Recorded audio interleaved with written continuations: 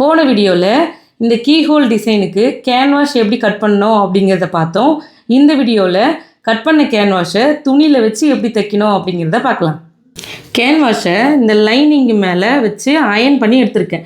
இந்த மாதிரி அயன் பண்ணும்போது நல்லா ஒட்டிக்கும். அதுக்கப்புறமா நான் கழுத்து தைக்கிறதுக்கு 1/2 இன்ச்சு மார்க் பண்ணியிருந்தேன். அந்த 1/2 இன்ச்சில் இந்த மாதிரி டாட்டட் லைன் போட்டிருக்கேன். இந்த கீ ஹோலுக்கு மட்டும் நான் 1/4 இன்ச் அளவில் தைக்க போகிறேன். 1/4 இன்ச்சு அளவில் தைக்கும் போது தான் நான் பிக்சர் காட்டினேன் இல்லையா, அந்த மாதிரி சின்ன கீ ஹோல் வரும். நீங்கள் 1/2 இன்ச்லேயும் தைக்கலாம். இப்போ நான் சொல்கிற மெத்தட்லேயே 1/2 இன்ச்லேயும் தைக்கலாம். கீ ஹோல் இன்னும் கொஞ்சம் பெருசாக இருக்கும். இப்போ எனக்கு சின்னதாக வேணுன்றதுனால இந்த இடத்துல 1/4 இன்ச்சில் நான் டாட்டட் லைன் போட்டிருக்கேன். இப்போ இந்த லைனிங்கை நம்மளுடைய ப்ளவுஸு பிட் இருக்கு இல்லையா, அதோடைய ரைட் சைடு மேலே வச்சுருக்கேன். இது துணியோட ரைட் சைடு, இது ராங் சைடு. ரைட் சைடுக்கு மேலே இந்த லைனிங்கை வச்சுருக்கேன். கேன்வாஷ் மேலே பார்த்த மாதிரி இருக்கணும். இந்த மாதிரி கரெக்டாக வச்சுட்டு ஒரு பின் பண்ணிக்கணும். இப்போது தைக்க ஸ்டார்ட் பண்ணிடலாம். இந்த மாதிரி டாட்டட் லைன் போட்டுட்டு நம்ம தைக்கும்போது நம்ம நினைக்கிற ஷேப் கரெக்டாக வரும்.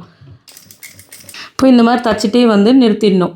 ஏன்னா இந்த இடத்துல நான் இந்த மாதிரி ஒரு பட்டன் ஹோல் வைக்க போகிறேன். இது என்னதுன்னா, நம்ம பைப்பிங் அடிச்சுருப்போம் இல்லையா, அந்த நாட்டு தான் இது. சின்னதாக கட் பண்ணி எடுத்திருக்கேன்.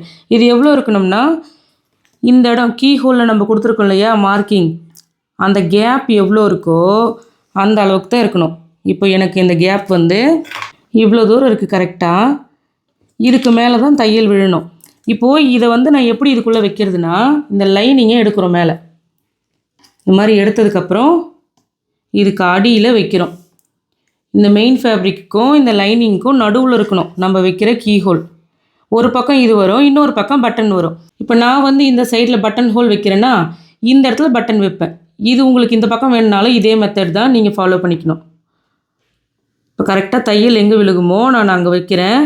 வைக்கும்போது பாருங்கள், இப்படி கீழ்ப்பக்கமாக பார்த்த மாதிரி இப்படி சைடாக வைக்கிறேன். நேராக வச்சோம்னா நம்ம தைக்கும்போது தச்சுருவோம் சேர்த்து. அதனால் மாதிரி வச்சுட்டு தைக்கணும்.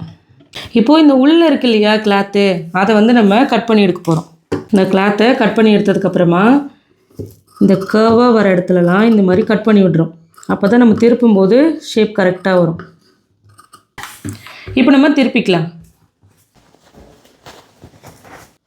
திருப்பிட்டு அயன் பண்ணிட்டோம்னா நம்மளுடைய கீ ஹோல் நெக் ரொம்ப சூப்பராக ரெடி ஆகிடும். அடுத்த வீடியோவில் இந்த மாதிரி பட்டன் ஹோலே வைக்காமல் கீ ஹோல் நெக் எப்படி ரெடி பண்ணுங்கிறத பார்க்கலாம். நம்மளுடைய ஸ்ரீஜா உலகம் டைலரிங் ஆப்பில் வகுப்பு இருக்குது. உங்களுக்கு என்ன கற்றுக்கணும்னு விருப்பம் இருக்கோ நீங்கள் அதில் சேர்ந்து கற்றுக்கலாம். நமக்கு தெரிஞ்ச விஷயத்தை நம்ம மற்றவங்களுக்கும் சொல்லிக் கொடுப்போம்.